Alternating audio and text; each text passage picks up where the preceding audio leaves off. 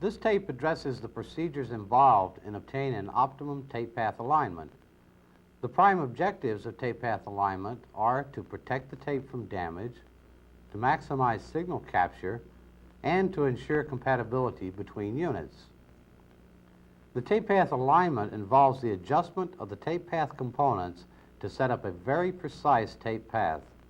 These adjustments can be tedious and difficult to obtain in a reasonable time frame. These procedures strive to develop an understanding of the effects of the various adjustments, and the order of the adjustments minimizes their interaction.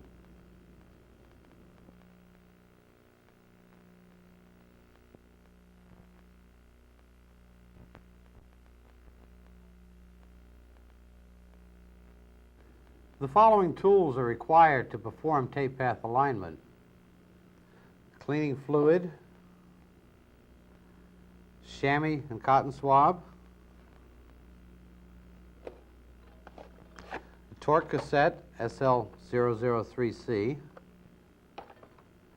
a modified alignment tape KR5-1S or KR5-1M, and a modified blank L30 cassette. A guide nut adjusting tool, hex wrench 1.4 millimeter, a couple of small slot type screwdrivers, a medium size Phillips head screwdriver, a small inspection mirror SL-5033, and a parallel adjusting plate SL-0657.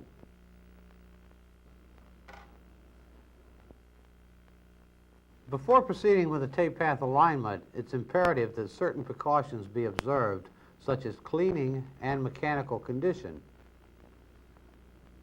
Use a chamois dipped in cleaning fluid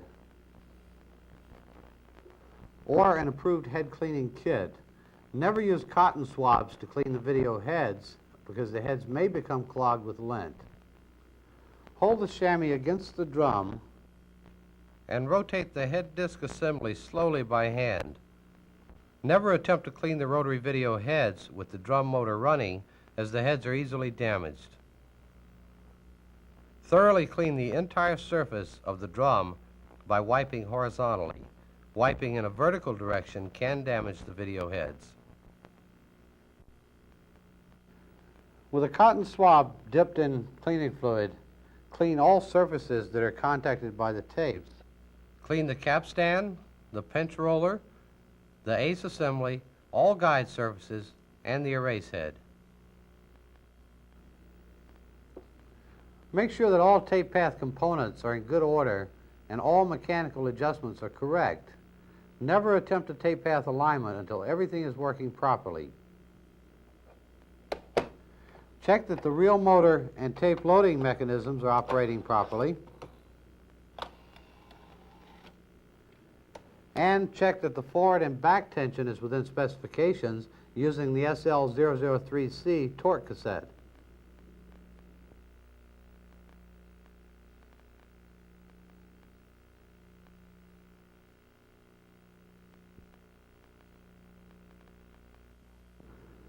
To adjust the number 5 or number 9 guides, it's necessary to first turn the guide counterclockwise, then loosen the internal set screw by turning it counterclockwise.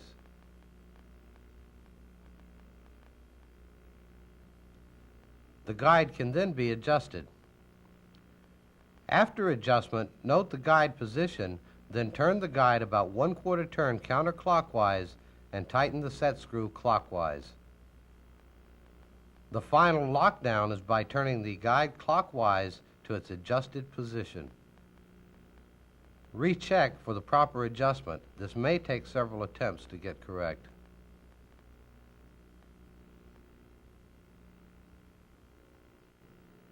Two terms used throughout the tape path alignment procedures are float and curl.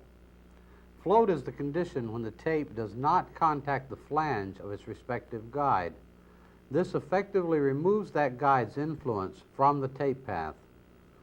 Curl is the condition when the tape is being distorted from too much contact with the guide flange. Curl is an undesirable condition that is to be avoided.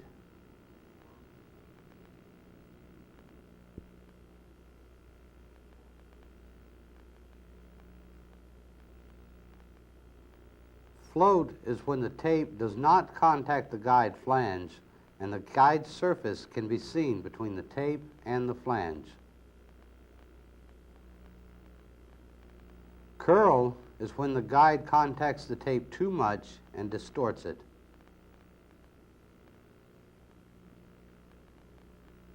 No float, no curl is when the flange just contacts the tape edge.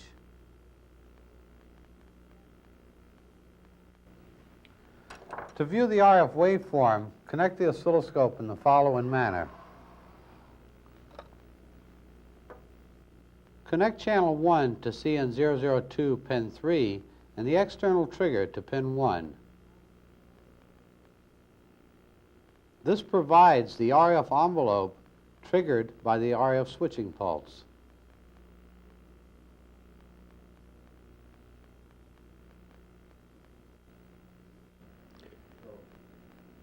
Play back the tracking segment of the alignment tape. This segment has only the A head portion recorded, with the B head portions suppressed, making it easier to observe the RF waveform. The alignment is done by visually observing the physical tape path and by observing the effect on the leading edge entrance side and the trailing edge exit side of the RF waveform. The entrance side of the tape path is primarily under the influence of the number 5 guide and is affected by the number 6, the number 4, number 3, and number 2 guides. The exit side of the tape path is primarily under the influence of the capstan pinch roller assembly and is also affected by the number 7, the number 8, and the number 9 guides. Usually, only minor or touch-up adjustments are required unless the tape path has been disturbed or a tape path component has been replaced. Proceed with the tape path alignment procedures only to the extent that achieves proper alignment. Since the entrance side adjustments will have some effect on the exit side tape path, it is recommended that the entrance side alignment be performed first.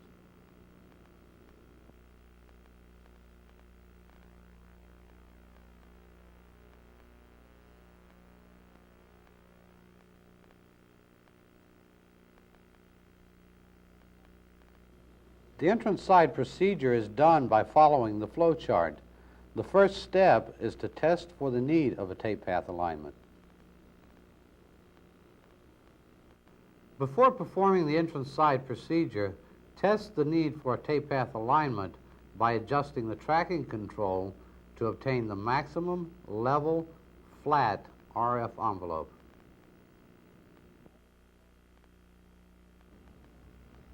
All of the following Figure 4 references are taken from the service manual. After obtaining the maximum flat RF envelope, the RF waveform is then compared to the theoretical waveform in Figure 4.2. Make sure that the waveform fluctuations at the tape entrance and tape exit points do not exceed the relative levels indicated by Figure 4.2. If they do, then a tape path alignment will be required. The next section of the flow chart gives the procedure for adjusting the entrance side.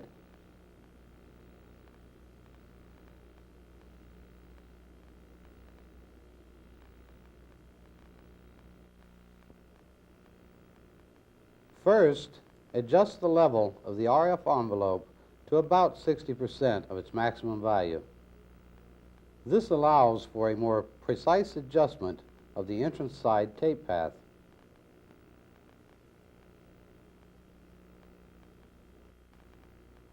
The adjustment of the number 4, the number 6, and the number 5 guides is as follows.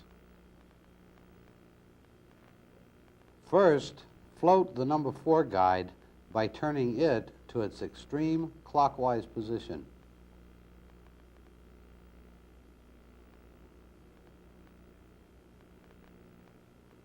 Use the inspection mirror and adjust the number 6 guide counterclockwise for a float condition.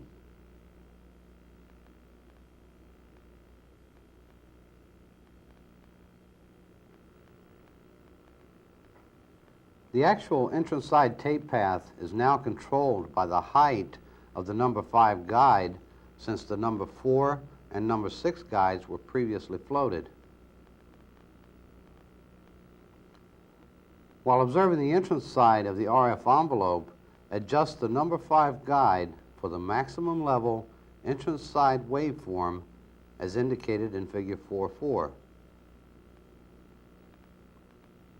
A slight peak at the entrance side is permissible. At this time, disregard the exit side waveform. After adjustment, remove the tools from the number 5 guide, as their weight may affect the waveform.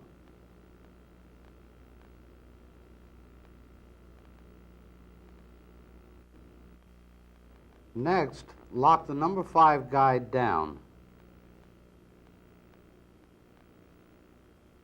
And after removing the tools, confirm that the specifications of Figure 4.4 are still satisfied.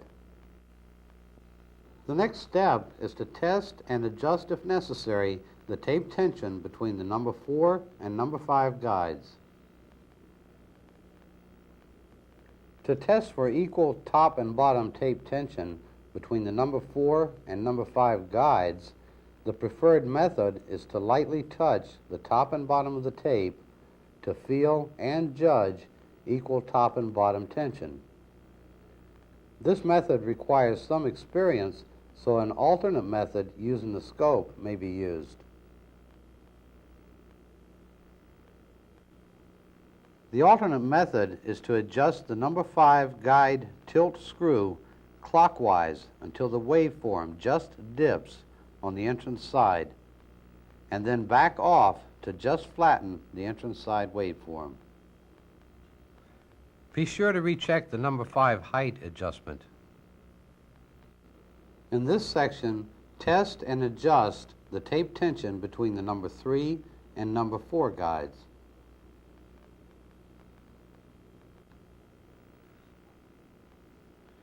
Feel the tape tension between the number 3 and number 4 guides. If necessary, adjust the horizontal position of the number 3 adjusting plate, which adjusts the tilt of the number 3 guide. This adjustment will have minimal effect on the waveform.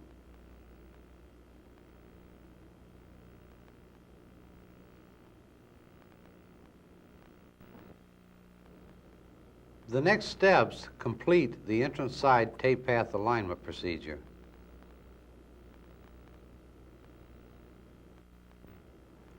The number 6 guide is now adjusted for a flat entrance side waveform or for no float, no curl as required.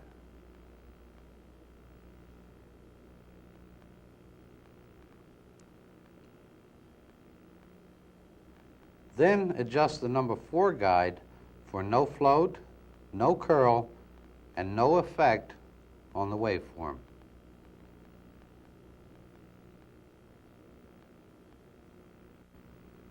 Once all the correct adjustments for the entrance side procedure have been made, proceed to the exit side procedure.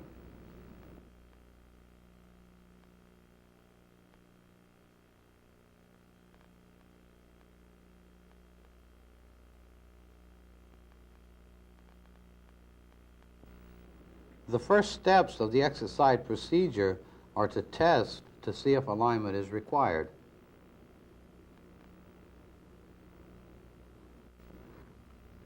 Remove the test tape and check the capstan tilt using the parallel plate fixture. With the parallel plate held flat against the number 8 guide, the capstan should rest flat against the plate.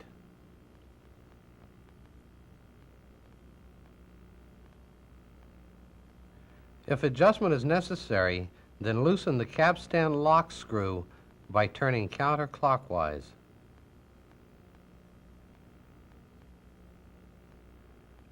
Adjust the capstan tilt adjustment screw until the capstan rests flat against the parallel plate.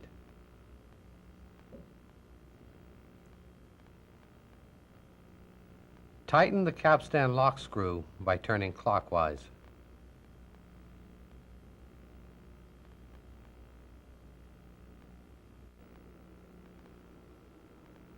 Adjust the number 7 guide for a slight float.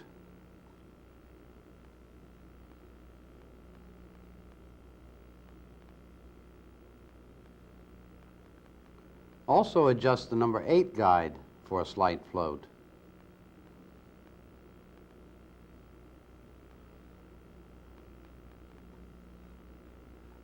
Wait about 15 seconds and, if necessary, readjust the guide floats. Check that the exit-free waveform is within the specification of Figure 4.8. The A or left side waveform of Figure 4.8 is acceptable, but the B waveform of Figure 4.8 is preferred. If the specifications of Figure 4.8 are met, then go to Step 6 to complete the exit side procedure. If the specifications of Figure 4.8 are not met, then proceed with the capstan tilt adjustment steps.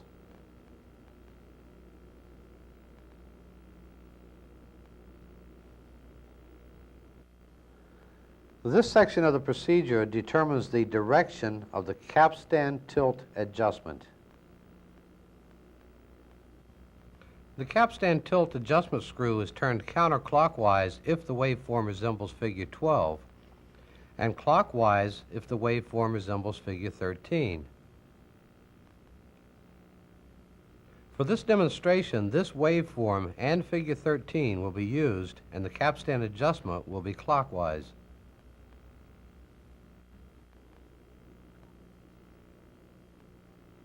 Loosen the lock screw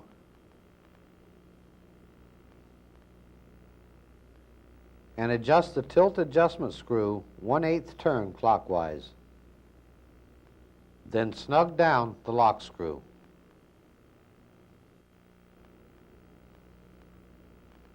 Check the number 7 and number 8 guides to ensure that the slight float is maintained. If necessary, readjust number 7 and number 8 for a slight float. This is a critical step and must be done after each capstan adjustment.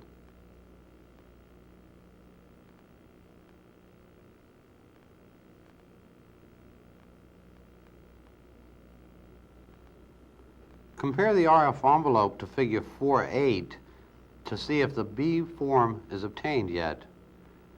It's imperative that you wait 15 seconds after each adjustment to allow the waveform time to settle.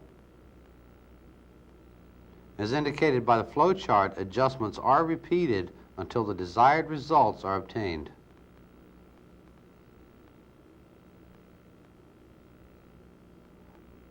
Readjust the number 7 and number 8 for a slight float after each capstan adjustment and wait 15 seconds for the waveform to settle.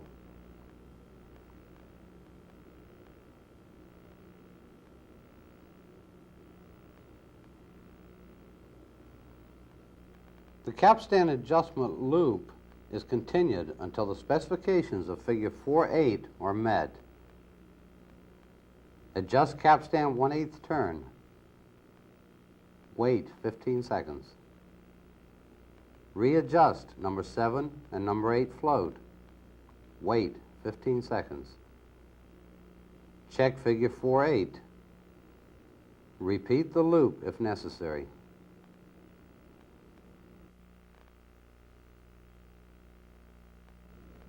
Once the specifications of Figure 4.8 are satisfied, then continue with the procedure, which is the final steps of the exit side alignment.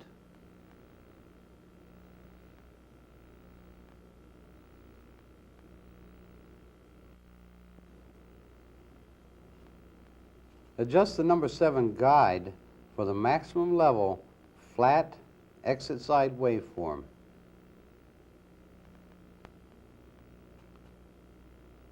Check the tape for excessive curl.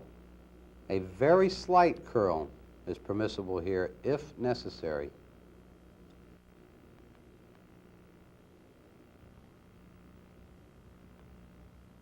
Observe the slight float on the number 8 guide during the review function. If the number 8 float is not consistent during the review function, then the number 9 guide must be adjusted to obtain consistent float on number 8.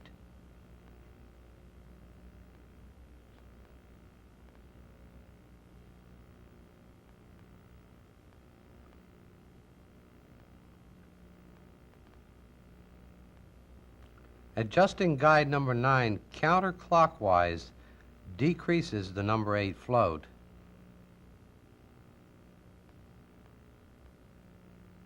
While adjusting clockwise increases the number 8 float during review. Lock down the number 9 guide and recheck the number 8 float. Finally, adjust the number 8 guide for no float, no curl, and no effect on the RF envelope.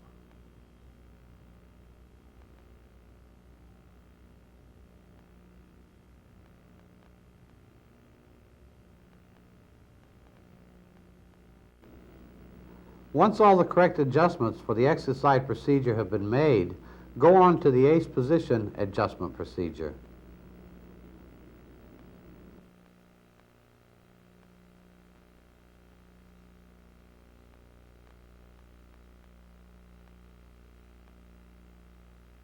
The final step of the tape path alignment is to correctly position the ACE assembly for maximum RF envelope and to synchronize the video and the audio.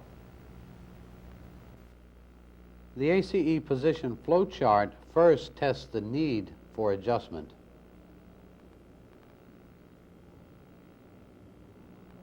Before adjusting the ACE position, connect channel 2 of the oscilloscope to the line-out jack at the rear of the set.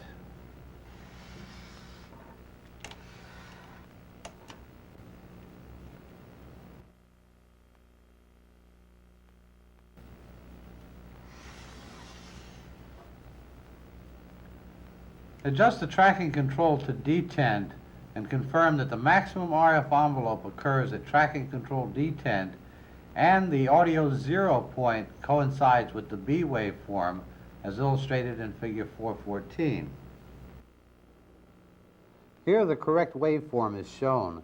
Figure 4.14 shows the audio dropout occurring with the B field that is present every third frame.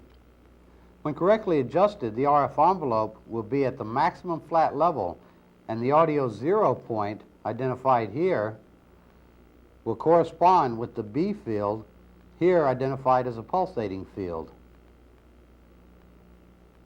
Since the B field is only present every third frame, it may be necessary to re-trigger the scope to view the correct waveform.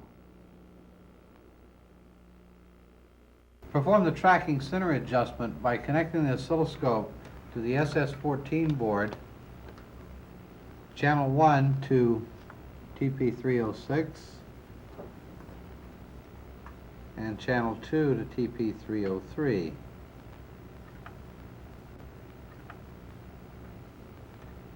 And adjust RV305 to set the trailing edge of the bottom waveform to occur 860 microseconds after the trailing edge of the top waveform, the RF switching pulse. With the scope at 10x, the 860 microsecond adjustment is approximately 8.5 horizontal subdivisions. This section of the flowchart is for the actual ACE position adjustment. Reconnect the oscilloscope to view the RF envelope and continue with the ACE position adjustment procedure.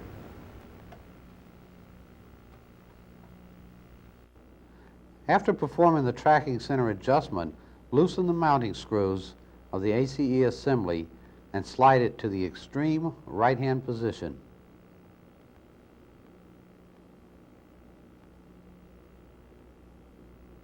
Using a flat screwdriver, slowly slide the ACE to the left until the RF envelope is at the maximum flat level and the audio 0 point coincides with the pulsating B field.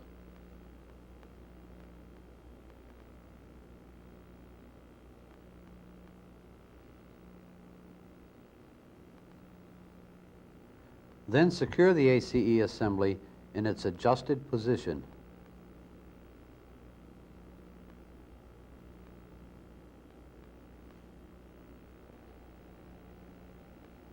At this time, the accuracy of the tape path alignment can be tested by rotating the tracking control. The entrance side and the exit side amplitude should decrease without severe distortion, and the maximum level flat waveform should be at the tracking control center detent.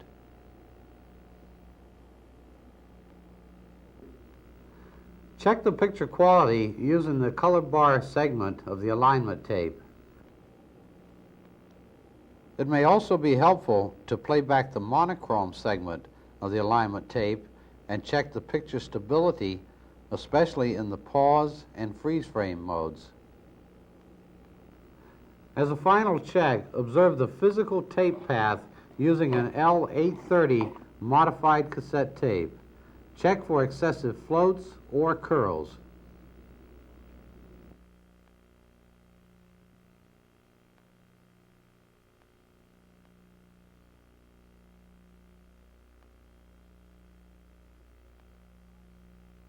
In the event that the tape path alignment is far off, such as when the threading mechanism has been disassembled, then use the rough tape path procedure to obtain the initial physical tape path. Install an L-830 tape and turn the number 4 guide fully clockwise. Then adjust number 6 for a float condition.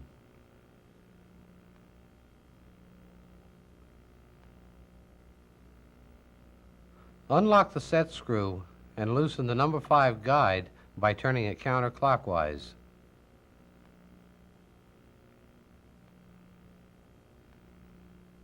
Adjust the number 5 guide clockwise until the tape just rides over the drum rail.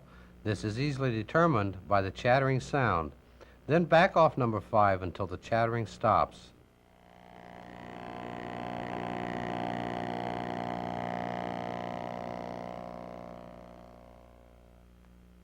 This establishes the initial tape entrance into the drum rail.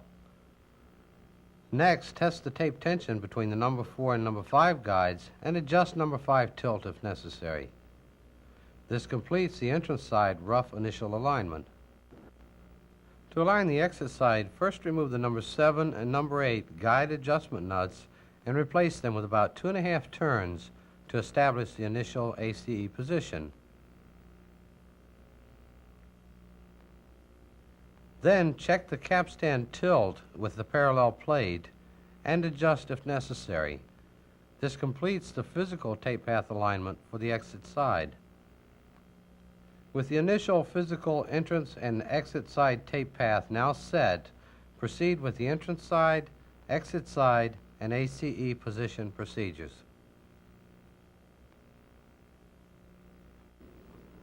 The 4 procedures demonstrated, along with the reference figures, should take care of any tape path alignment needs. If not, you must suspect some mechanical defect within the tape path system.